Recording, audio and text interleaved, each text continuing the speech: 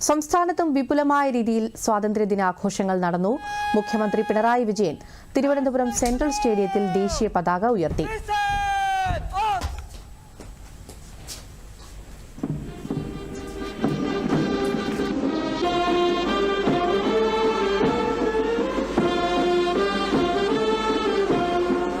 ജാതി വിവേചനമില്ലാത്ത ഇന്ത്യയാണ് സ്വപ്നം.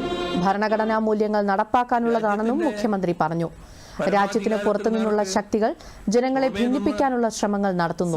ഈ ശ്രമങ്ങളെ ഒറ്റക്കെട്ടായി ചെറുക്കണമെന്നും മുഖ്യമന്ത്രി വ്യക്തമാക്കി. ജനങ്ങളുടെ ഒരുമയെ ഛിദ്രമാക്കാൻ പോരുന്ന വിപൽക്കരമായ ഭീഷണികൾ അകമേ നിന്നും ഉയരുന്നുണ്ട്.